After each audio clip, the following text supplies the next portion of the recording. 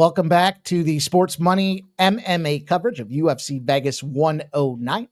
We've got Roman Dolidze, Anthony Hernandez battling at the Apex. And I've got Apex Predators of the Octagon here, MMA Jeff, Subhooman Gaucho. And we're going to bring you guys three of our early looks to try to beat the books. We've got some big plus money opportunities to cash with here tonight. Fights, of course, will be Saturday. We'll be going live around 4:20 p.m. for what looks like a 4:30 p.m. Eastern start. So you're going to want to plan accordingly. Looks like we've got about 11 fights on the card. This has been a mix and match for the last couple of weeks as they tried to fill the UFC pay-per-view card, UFC Vegas 108, which was an incredibly successful result live. And now we're here for UFC 109. A couple of short notice spots there. Steve Ersig was supposed to take on Haesung Park. Fortunately, he was in the main event last week, and we were able to cash on him getting subbed very quick. It was embarrassing. So we'll see how this fight card works out. There's a couple of WMMA bouts. I've got the fellas here ready to attack. MMA Jeff, how you feeling?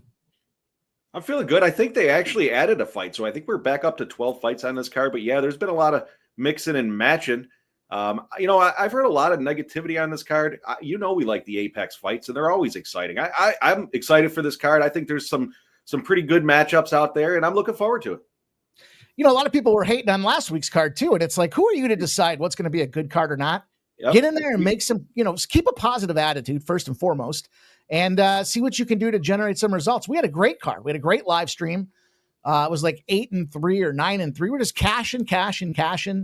And that's a lot of fun. Making money is a lot of fun. I know this guy's been making a lot of money, Subhooman Gaucho. How you doing? Good, man. Yeah, it's been a really nice run lately. I can see why people are down on this card, but yeah, as you said, man, they were down on last week's card, and that ended up being a great Apex card. I mean, I had a lot of fun watching that. Maybe it's not the best card ever. We have a lot to look forward to though. There's PFL at noon on Saturday. Dana White Contender Series on Tuesday. Like a lot of good stuff coming up. So yeah, we got a lot of our fighters in this one too. We talked a little bit about backstage some of these fighters that we've got in here. I mean, this seemed like we've bet on quite a few of these here. We've got Cody Brundage, Stolyarenko may most likely get rinsed, but we saw her take down Meatball.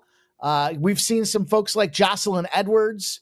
Even Sir Karen Julius Walker in some of these prelim spots, but Touchy Feely is going to be in play here. Fluffy Hernandez. It's going to be a lot of fun for these fights. You'll see on the side, we've got three we're going to get to. We're going to have MMA Jeff break it down here, getting us in some of these later prelim spots out there. I believe we're in this case here, Jeff. Looks like you're going to take us home with some potential money. How you getting paid? Yeah, we got this bantamweight bout with Elijah Smith and Toshimi Kazama. I think this is going to be a pretty exciting fight. You got Kazama, 28 years old. He's a Japanese fighter. He fights BJJ style. He's 11-4 as a pro. He's coming in after a performance of the night win by a round 2 triangle choke, which was pretty solid against Gregorio. That also gave him his first UFC win. The guy doesn't have a whole lot of UFC experience or fighting against the better class of fighters. Prior to that performance of the night win, he did have back-to-back round 1 KO losses, potentially has some chin issues. We'll see. He was ripping it up in some of the regional smaller promotions, and then he gets to the UFC. He's 1-2. Again, not a terrible fighter in my opinion. He's typically a grappler. He doesn't mind spending time on his back, hence the BJJ style. He doesn't have a whole lot of punching power. He's got 3 KO wins, but again, against some regional opponents, he just doesn't seem to have a lot of the striking. He, again, much prefer to stay on his back. He's certainly going to want to get this one to the ground, in my opinion. Over half his wins have come by submission, so he's certainly dangerous on the ground. He might have a hard time against Elijah Smith here. Smith, on the other side of things, he's got the slight height and very slight reach advantage. He's sitting at 8-1 as a pro with a 1-0 UFC record. He came in after a great performance against a much more experienced Vince Morales back in February.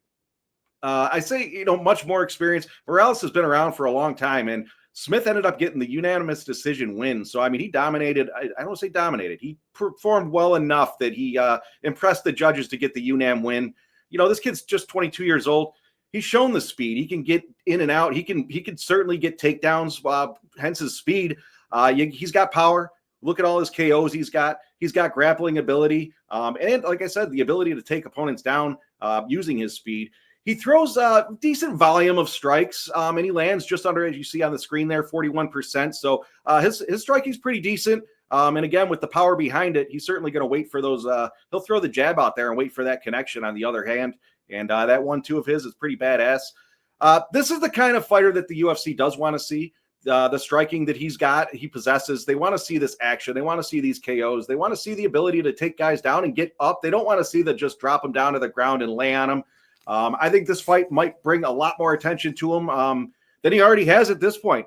But either way, I see this being a pretty fast fight right off the gate for as long as it lasts anyways. I see Kazama looking to get this to the ground, but I think Smith's going to use his power and speed to prevent the takedowns. And ultimately, I see Smith throwing a jab or two, and then, like I said, connecting with a solid shot right on Kazama's chin.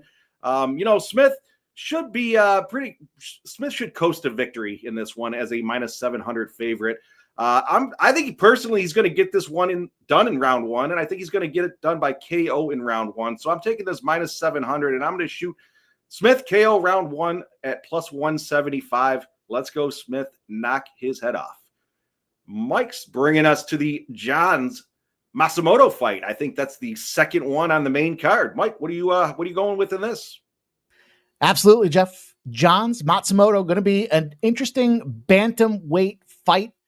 And look, early splits, they love this favorite here in Jean Matsumoto. 72% of the money looks early action identifying coming in on this guy. And I guess at first I can kind of get it. He's the younger fighter. You look at his pedigree, kind of the thing I look for. He's in the developmental programs in the LFA, right? He goes from LFA to Dana White Contender Series, goes out there and gets himself a win, gets himself the opportunity to move forward in his UFC career. And, he goes out, he takes out Dan Argueta, got a nice little submission guillotine, takes Brad Katona. Now as the competition gets more fierce, starts getting a little longer, gets a decision. It's a UNAM decision 9 months ago. 5 months ago, he takes on Rob Font and he takes that split decision loss.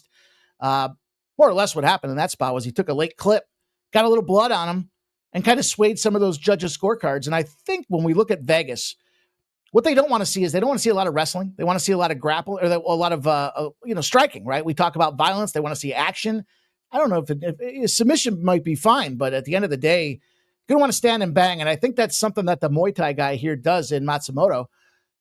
I just get frustrated with that Muay Thai. It's that chop the tree. You're just constantly working those legs. And I guess you're successful if you can get the guy off kilter.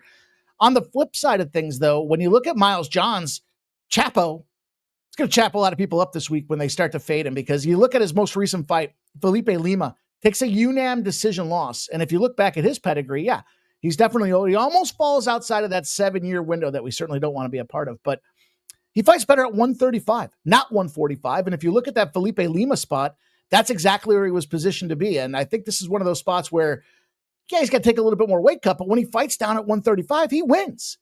Again, the eye, if you just look at it really quick, you see that loss, you say, man, that was ugly, and they're both coming off a loss, and this guy's younger, so I'll take him, but you can't discount that. And I think this is one of those spots where we probably see these guys go deep. They probably both exhibit decent cardio. The problem I have with Johns is he's kind of an idiot. He's got that wrestling background, and I mentioned the judges aren't going to want to necessarily see that at the Apex, but he's powerful. When he swings to find the button. And I think that's where the damage meter can come into play. And Matsumoto has clearly shown that he can wear some damage. And I think that's what Johns does to him here. I think the wrong guy is in the favor position in this case. I think we got a situation where we're going to take a big dog in Johns at +260. I think it goes deep. They both should have decent cardio when it comes down to it. But I think when it comes to showing the blood, I think that's going to be a spot where Matsumoto likes to be aggressive. He throws a lot of punches, but look at his, you look at his absorption rate. He almost takes more punches in than he gives out. And that's a bad combination when you're looking at a potential decision situation. I like Johns. I think Johns by decision is a really good look. Johns probably by split decision. It's going to be a tight fight. I think it's an evenly matched battle. But at +260, I'm going to take a shot with Johns here in the dog roll and see if we can't make a big score. We're going to go on to Subhooman Gaucho. He's going to try to give us a big score, and he's going right to the big event, the final showcase. And it's Subhooman Gaucho breaking it down for us. Well, good stuff, boys. I've got some similar reads on those fights, so nice to see we are all aligning pretty well.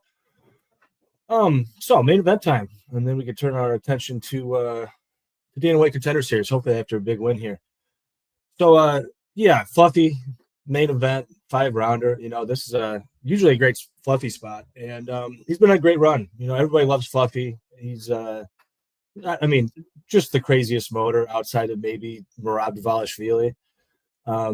Probably not quite as talented as Merab, but then again, it's hard to keep up with a motor like his, especially at this middleweight weight class where just about everybody slows down in 3-round fights, let alone 5-round fights. So, if this one goes deep, you got to think there's a pretty good chance that Fluffy Hernandez is going to win 3, 4, 5, certainly above 50%. On the other hand, I think this is a tough matchup for Fluffy. I think this is probably his toughest matchup that he's seen in the UFC, just style-wise. Roman Dolidze, not a great striker, but the he throws bricks, man. He's got some real power on the feet. And Fluffy, especially early in fights, he's kind of a slow starter. I think he will get touched up here a bit. And his durability, not great, especially the body. And some of Dolidze's best weapons on the feet are his knees to the body. We've seen him in fights against other grapplers, such as Kyle Dawkins, with those knees. But the grappling here is going to be really interesting, especially early while Dolidze is fresh. We saw Dolidze in other 5-round fights where he did slow down immensely. I'm thinking of like the Imavov fight in particular. But, he's not a punk. He's not just going to give up or fold or throw in the towel. He will keep fighting, even if he's going to slow down. So, I think just as Fluffy's likely to win 3, 4, 5, I think that Roman Dolidze has everything he needs to win 1 and 2, and quite possibly to win in rounds 1 or 2. This is definitely, I think, the hardest BJJ matchup that Fluffy has seen so far, and that's saying a lot because he is a guy that fought and even beat Rodolfo Vieira. Extremely impressive win. Rodolfo, very, very accomplished BJJ player. But, you go back and watch that fight. I mean, Rodolfo's having a ton of success. He's mounting Fluffy. He's, kind of big brothering him early before he just completely death gasses. Dolidze has a bit of a different BJJ game. Maybe not as accomplished as Rodolfo Vieira, but I think Roman Dolidze has the nastiest guard at this weight class. And he's going to have to use it for sure in this fight because I think if this goes late, he is going to be taken down an awful lot. And perhaps, Anthony Fluffy Hernandez can just rinse and repeat and run him through the spin cycle. It's certainly plausible, but at close to 3-1, I think Dolidze is extremely live in this match. And I tell you what, I am not taking Fluffy at that sort of a number, especially when he's a guy that often drops early rounds and early minutes in fights. But, Fluffy, he's going to put that guard to work. He's a guy that will drop for leg locks. And people, they kind of get Fluffy a little bit mixed up because he's not a great BJJ guy. He's a guy that really wears people out. And, as I said, he has just this legendary motor. But when you speak in terms of who's the better BJJ player, it's Roman Dolidze, and it's really not even close. So, yeah, give me a Roman Dolidze plus 280. I think this is probably the best we're going to see all week. It got to plus 310 at one point.